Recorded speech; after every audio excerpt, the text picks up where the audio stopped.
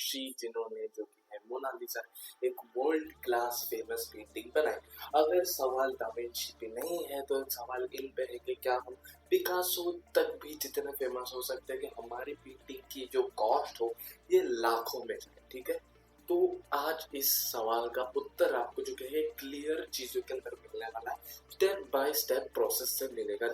एक चीज मैं आपको बता देता हूँ कि देखो, मैं भी दा विंची या इतना जितना लेवल का फेमस इंसान हूँ नहीं, बट मैं भी ये जर्नी मैं खुद मेरा जो भी स्टेप बाय स्टेप प्लान है ये मैं आपको फॉलो करूंगा। मैं खुद ये चीज करने वाला हूँ और मैं इसको पूरा डॉक्यूमेंट करूंगा, ठीक है। यहाँ पे जो है आपको अगर दा विंची या पिकासो जितना फेमस होना है तो सबसे पहली चीज आपको पैसे के बारे में नहीं, आपको जो है वैल्यू के बारे में सोचना है। क्योंकि जितने भी आज तक आप टॉप बड़ी कंपनीज, क्योंकि अब हमें इस चीज को एज ए बिजनेस देखना होगा। आप आर्ट को एज ए बिजनेस अगर आप देखोगे, आप खुद को अपनी पेंटिंग्स को एज ए बिजनेस देखोगे तो देखिए पेंटिंग्स लोग यूजुअली जो कि है वैल्यू के लिए नहीं खरीदते, ठीक है। पेंटिंग्स के अंदर आज सच कोई वैल्यू नहीं होती। जब भी पेंटिंग्स खरीदी जाती है वो पेंटिंग्स जो भी खरीदता है पेंटिंग्स को, वो पेंटिंग्स को नहीं खरीदता, पेंटिंग्स खुद के वजह से नहीं बिकती, पेंटिंग आर्टिस्ट की वजह से बिकती है।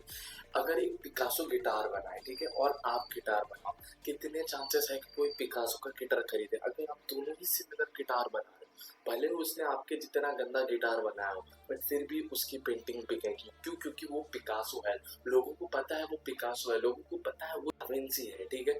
बट लोगों को ये नहीं पता कि आप कौन हो। तो सबसे पहले तो आपको अपनी पहचान बनानी होगी। अब आप पहचान कैसे बनाओगे? देखो, काफी लोग आर्ट फील्ड में आते हैं, ठीक है। मैं एज एन आर्ट टीचर 1 साल से काम कर रहा हूँ आर्ट फील्ड में, लोगों को मैं सिखाता हूँ आर्ट। तो यहाँ पे मतलब लोग आते हैं पैसा कमाने के लिए, ठीक है। उनको चाहिए कि भाई मेरी पेंटिंग 1-2 लाख में बिकनी चाहिए, और वहाँ पे वही उनका मेन मोटिव जो है ये पैसे कमाना है, ठीक है। उनको वैल्यू, अभी सबसे पहली चीज पेंटिंग बेचने के लिए आपकी जो कि है पहचान होनी चाहिए, मतलब लोग आपको जानने चाहिए। वो किसी भी तरह चीजें से हो सकते हो, वो आपके आर्ट स्टाइल की वजह से हो सकते हो, या आपकी पेंटिंग डिफरेंट स्टाइल, या आपकी पर्सनालिटी, कुछ भी चीजों की वजह से वो हो सकती है, बट वो होनी चाहिए। और वो कब होगी? जब आप खुद में एक वैल्यूएबल इंसान बनोगे, जब आप खुद के अंदर कोई वैल्यू होगी। मैं यहाँ पे वही चीज बोल रहा हूँ कि आप अगर जो कि है अभी ड्राइंग करोगे तो आपको मनी के लिए नहीं करना, आपको वैल्यू के लिए करना। देखो, शॉर्ट टर्म की मत सोचो, लॉन्ग टर्म की सोचो, ठीक है। तो लॉन्ग टर्म में आपको जो कि है वैल्यू बनानी है। अब काफी ऐसे भी लोग होंगे जो स्टार्टिंग कर रहे बिगिनर में, ठीक है, जिनको कुछ नहीं आता होगा, बहुत बेसिक है। कुछ होंगे थोड़े एडवांस जैसे मेरे जैसे, मतलब हाँ थोड़ा बहुत ड्राइंग आता है, अच्छा खासा कर लेते हैं। तो अब इन दोनों को आप बोलोगे आर्ट ट्यूटोरियल्स डालो, कैसे ड्राइंग करना चाहिए, कौन सी ड्राइंग बनानी चाहिए, कैसे ये सब मैं इस चैनल पे नहीं डालने वाला। ये सब के लिए काफ़ी सारे चैनल्स हैं, इंग्लिश में भी हो जाएंगे, हिंदी में भी होंगे, तमिल में भी शायद हो जाएंगे। जो भी लैंग्वेज आपको कंफर्टेबल हो आप उस लैंग्वेज में जाके उनसे सीख सकते हो। यहाँ पे आप क्या सीखोगे कि आपको जो कि है वो लेवल कैसे हासिल करना है। मैं आपको यहाँ पे ये बैठ के नहीं सिखाऊंगा ये सर्कल होता है, ये कलर पैलेट के ये कलर पैलेट होता है, इसकी ये फैमिली होती है, ये प्राइमरी कलर, ये सेकेंडरी कलर। मैं यहाँ पे आपको ये सिखाने आया हूँ कि how can you be at the top of the industry, जैसे कि पिकासो और दा विंची अपने टाइम पे थे, ठीक है। तो वही चीज है कि भाई आपको खुद के अंदर अपनी वैल्यू ढूंढनी होगी, आपको खुद के अंदर कुछ वैल्यूएबल बनना होगा जिससे कि लोग आपको पहचाने। और जब लोग आपको पहचानेंगे तब आपकी पेंटिंग भले ही वो गंदी दिखती हो, लोग उसको खरीदेंगे। तो जो कि है, क्योंकि एट द एंड याद रखना, एग्जीबिशन में आर्टिस्ट बिकता है, आर्ट नहीं, ठीक है। ये चीज जो कि है याद रखना। और सबसे इम्पोर्टेंट चीज जो मैं यहाँ पे बोलना चाहता हूँ कि देखो, पिकासो के ड्राइंग्स में हो सकता है मे बी मीनिंग सब कुछ में हो, कुछ में ना हो, दा विंची में भी सेम चीज हो सकती है, but what you have to do कि आपके आर्ट में मीनिंग होना चाहिए, ठीक है। बिकॉज मैं आर्ट को कैसे देखता हूँ ना, पहले जब आर्ट इवेंट हुआ था that was a medium of expressing something to someone, ठीक है। पहले के लोगों को अगर कुछ बताना था, या अगर मैं एक पीढ़ी हूँ, मतलब मैं बहुत पुरानी पीढ़ी और मेरे को आगे जाने वाली पीढ़ियों को बताना था कि यहाँ पे ऐसे ट्रेडिशंस होते थे, तो हम स्टिकमैन आर्ट्स स्कल्पचर्स आपने देखे होंगे। तो art is a form of expression जहाँ पे आप आपको जो भी आपकी इमोशंस है ये आप चीज एक्सप्रेस करते हो through the medium of art. Meaning होना चाहिए, ठीक है। उनके टाइम पे भले मीनिंग था कि नहीं था ये हमको नहीं पता, बट हमारे आर्ट में जो कि है कुछ ना कुछ एटलीस्ट मीनिंग होना चाहिए। क्यों मीनिंग होना चाहिए मैं बताता हूँ आपको। क्योंकि art was a form of expression, ठीक है, जैसे कि मैंने आपको पहले से बताया। तो अगर आपके पेंटिंग्स में कुछ मीनिंग है, कुछ वैल्यू है, तो आपकी पेंटिंग्स को सुंदर दिखना, ये जो कि है ये कैटेगरी मतलब सुंदर दिखना, ये जो चेक मार्क है, इससे आप परे हो सकते हो, परफेक्शन से आप परे हो सकते हो। क्यों? क्योंकि आपका मेन टाइप आर्ट करने का was to express something to someone, not to make something as beautiful as we can. आप आर्ट को पेडिस्टल पे चढ़ा नहीं रहे हो जहाँ पे आप सिर्फ आर्ट इसके लिए कर रहे हो कि वो सबसे ज्यादा ब्यूटीफुल दिखे और सबसे ज्यादा पैसे में उस चीज से छाप। आपको अपनी पहचान ऐसी बनानी है कि भाई मेरे आर्ट वर्क के अंदर एक मीनिंग होना चाहिए, ठीक है? क्योंकि जब भी आपके आर्ट वर्क के अंदर एक मीनिंग होता है तो लोग उसको ब्यूटीफाई वाली नजर से नहीं बट एक मीनिंग के नजर से देखते हैं, ठीक है? मीनिंग होना चाहिए आपके इसके अंदर। अब मीनिंग वाली ड्राइंग्स कैसी होगी? जहाँ पे आप जो कि है आपने एक बहुत खूबसूरत आर्ट बनाया, ठीक है? आप एक गांव की सीनरी बना सकते हो जो कि जेनेरिक सी सीनरी थी। आप एक जो कि है गांव की लेडी की सीनरी बना सकते थे जो कि है काफी दूर से वेल से पानी जो कि है यहाँ पे 2 मटके ऊपर 2 मटके 3-4 मटके उठा के इतना स्ट्रगल करके वो जो कि है लेके आते। आप ये चीज दिखा सकते थे ड्राइंग के अंदर, ठीक है? आप अगर टेक्नोलॉजी की बात करो तो आप टेक्नोलॉजी को दिखा सकते थे। कैसे भी तरह आप अपने आर्ट के अंदर एक स्टोरी बोलने की कोशिश करोगे तो इससे आपकी पहचान बन सकती है। और ऐसा आप बोलोगे कि ये वीडियो पता नहीं मुझे कितने लोग देखेंगे, 100,000, मतलब समझो अगर ये वीडियो अगर 1 लाख लोग भी देखेंगे, आप बोलोगे कि 1 लाख लोग अपनी ड्राइंग में मीनिंग डालने लग जाए तो फिर मैं कैसे ये करूँ? तो आपका मीनिंग सबसे अच्छा होना चाहिए ड्राइंग, ठीक है?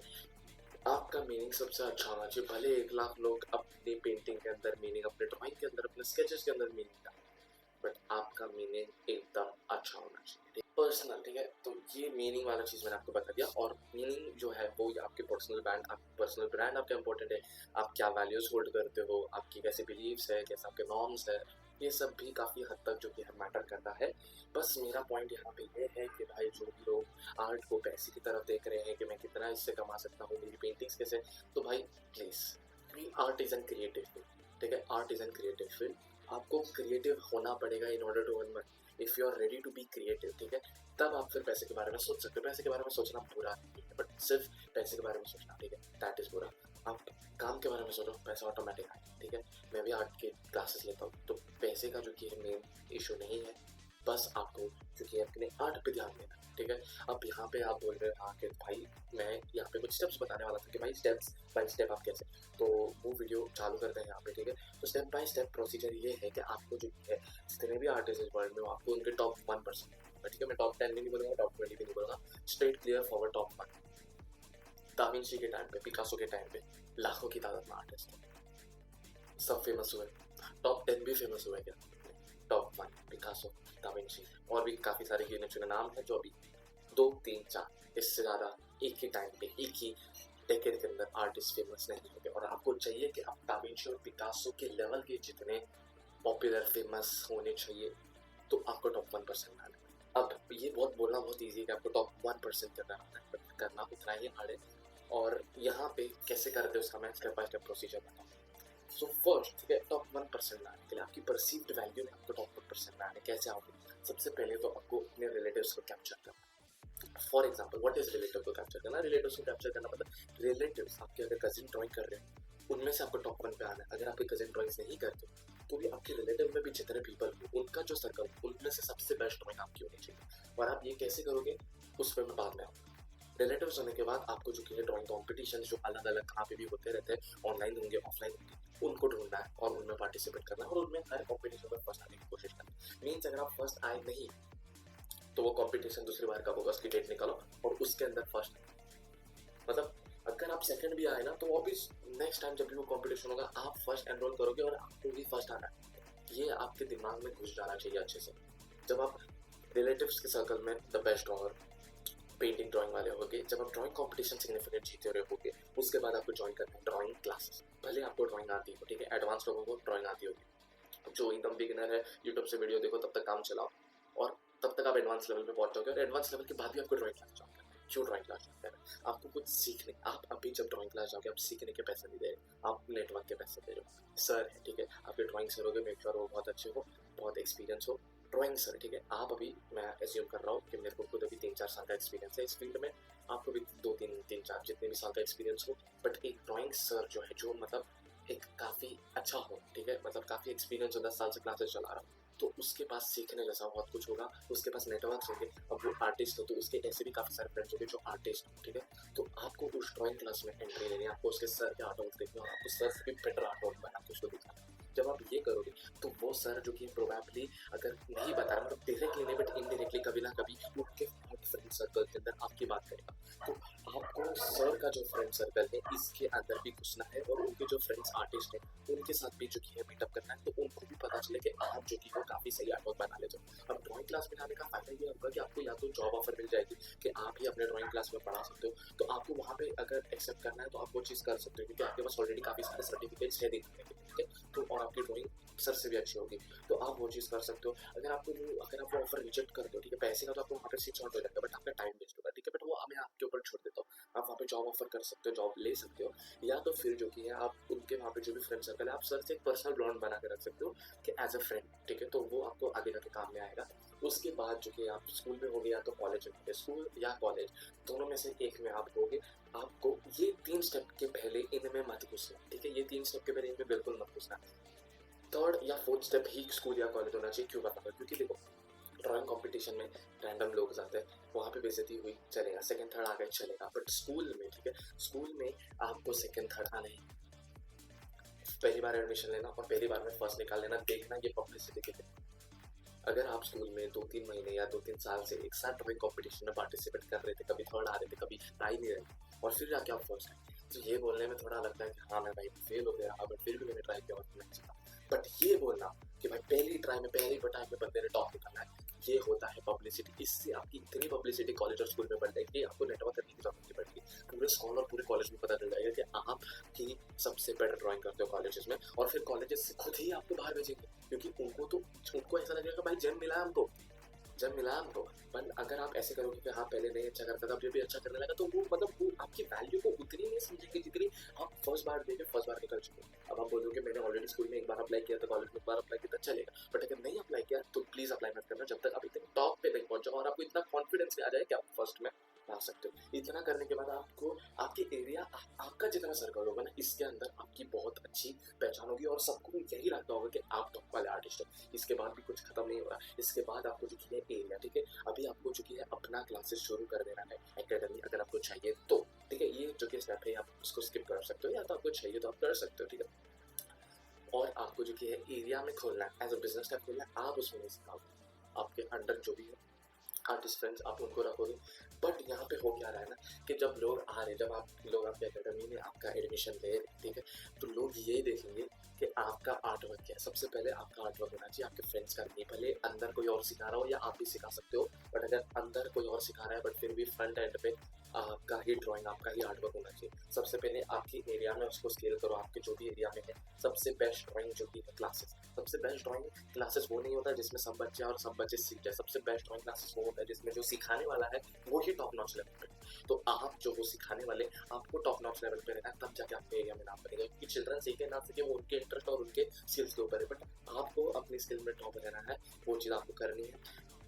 एरिया में स्केल होने के बाद आपको स्टेट में स्केल करना पड़ेगा, स्टेट में स्केल करने के बाद नेशनल में स्केल करना पड़ेगा, एंड होपफुली इतना होने के बाद आपकी इतनी नाम बन जाएगी कि आप दाविंची या फिर पिकासो जितने फेमस इंडिया के अंदर एटलीस्ट, इंटरनेशनल की बात नहीं कर रहे हम, बट फिलहाल इंडिया के लिए आप इतने फेमस हो सकते हो।